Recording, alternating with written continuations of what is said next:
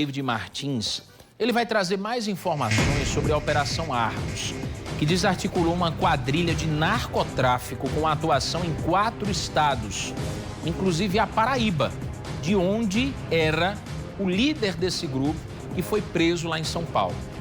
Você continua vendo aqui as imagens do local onde ele foi preso. O Choco vivia nesse condomínio de luxo em São Paulo. Meu amigo, um luxo que você só encontra em filme, em novela, que parece de mentira. Mas para ter essa vida aí de barão, ele teve que fazer muita coisa que não presta, viu?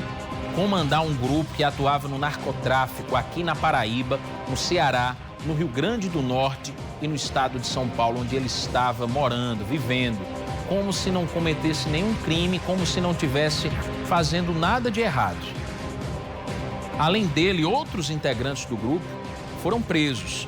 E David Martins vai explicar para a gente agora qual o papel dos principais integrantes dessa facção, desse grupo criminoso que foi desarticulado pela polícia hoje.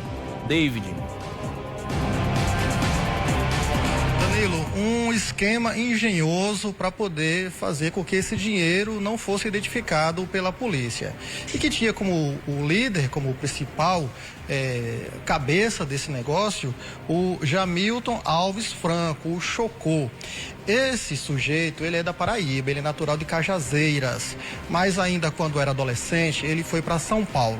E lá, algum tempo depois, ele acabou sendo preso. Aí dentro da cadeia, ele começou a ter relações com criminosos da principal facção que atua lá no estado de São Paulo.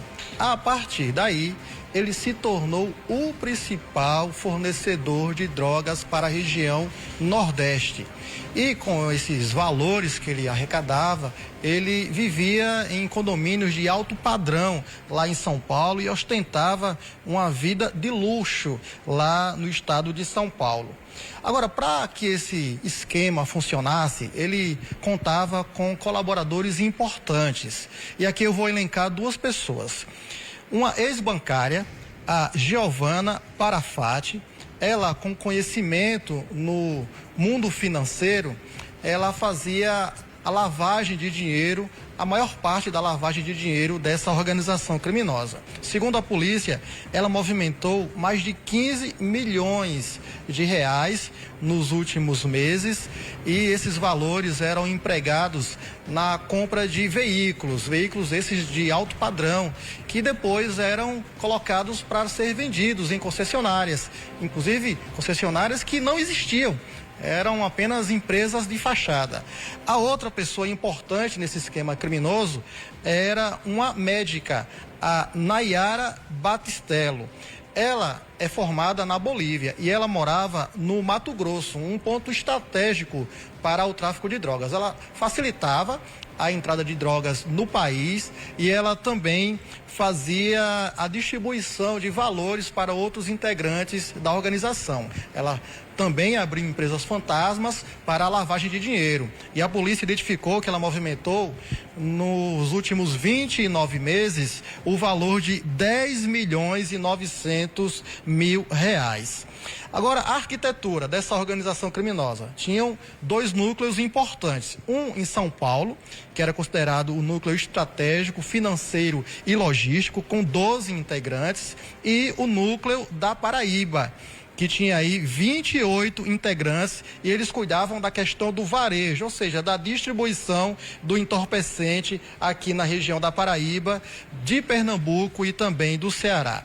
E aqui na Paraíba os núcleos eram divididos da seguinte forma: em Cajazeiras era onde se fazia a logística da droga aqui no estado, em Patos era a parte operacional desse tráfico de entorpecentes aqui no estado. Em João Pessoa tinha um núcleo que distribuía essa droga principalmente na região do litoral aqui da Grande João Pessoa, como Conde, por exemplo. Tinha outro núcleo em Pombal e Souza, era responsável pela lavagem de dinheiro, também com a aquisição de veículos e a distribuição da droga lá na região do Sertão. E em Campina Grande era a parte onde acontecia a operação e a distribuição do entorpecente lá na área da Grande Campina Grande. Além dessas duas mulheres que eu citei, a ex-bancária e também a médica, outras duas pessoas eram importantes para que esse esquema funcionasse. Uma ex-companheira do Jamilton, ela fazia o seguinte, ela era o contato entre a ex-bancária e também a médica, o contato entre as duas mulheres e o Chocó, ela fazia a distribuição das tarefas e para onde o dinheiro deveria ser encaminhado depois de ser lavado pela ex-bancária e também pela médica. E tinha outra mulher identificada apenas com o nome de Ine, que fazia a captação de pessoas para que essas pessoas emprestassem as contas bancárias, para que esse dinheiro fosse depositado, fosse movimentado de conta em conta, fazendo assim com que a polícia tivesse extrema dificuldade em identificar esses valores. Mesmo assim, só nessa primeira fase da operação, a polícia conseguiu bloquear mais de 100 milhões de reais que estavam divididas em quase 200 contas, em 199 contas. Então, era dessa forma, basicamente, que a organização criminosa funcionava. E em outro ponto da investigação, a polícia identificou que a ex-bancária e também a médica, elas chegaram a participar de licitações em prefeituras lá do Sertão, com empresas que não existiam. Aí elas investiam o dinheiro que era arrecadado do tráfico de drogas nessa empresa que nunca chegou a prestar serviço para as prefeituras, que recebia o dinheiro limpo e aí estava feita a lavagem do dinheiro. Mas de acordo com o delegado, as prefeituras não são investigadas, pelo menos nesse primeiro momento. Danilo, eu volto com você. Obrigado, viu, David? Você veja como era muito bem articulado esse grupo criminoso. Como eles atuavam, como eles eram organizados, como cada um tinha bem definida a sua função, principalmente para tentar disfarçar o esquema criminoso para a polícia, que estava muito atenta e desde 2023 acompanhava o passo a passo dessa facção criminosa. Inclusive, a gente recebeu um material aqui da polícia que mostra bem como funcionava o organograma dessa facção, desse grupo criminoso. A gente vai trazer para vocês aqui agora como foi que a polícia chegou até o Choco. Temos aqui... Quando parar, eu digo.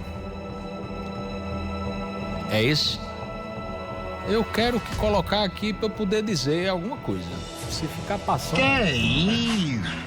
Aqui a gente está vendo a arquitetura da organização criminosa, como eles agiam e também como era a lavagem profissional de dinheiro que eles faziam.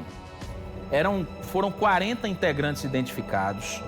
Lá em São Paulo estava o cérebro desse grupo criminoso. Além do Choco, outros 11 integrantes da facção criminosa que faziam controle estratégico, financeiro e logístico desse grupo criminoso.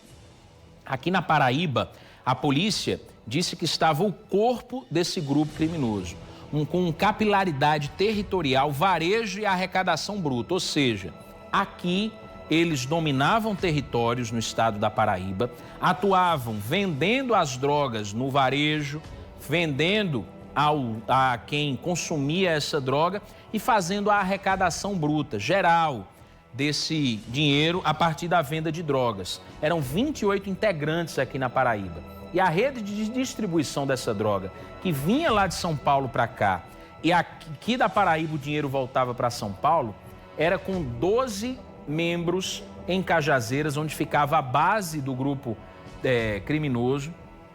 Porto Seguro, a maior base logística que eles tinham, funcionava em Cajazeiras.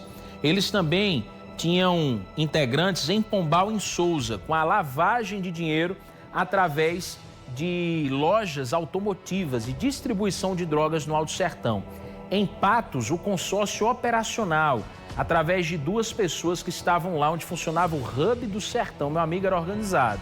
Em Campina Grande, a operação no Agreste prendeu um empresário, que Zenaide já trouxe as informações. Em João Pessoa, a pulverização no litoral, com integrantes que organizavam essa distribuição de drogas e também a apuração do dinheiro no litoral aqui do estado. Agradecer à Polícia Civil que enviou esse material para a gente, que serviu como apresentação para mostrar e detalhar como foi muito bem feito esse trabalho da polícia. É parabenizar a Polícia Civil do Estado da Paraíba, que continua trabalhando, e outras pessoas podem ser presas nessa operação ainda, viu?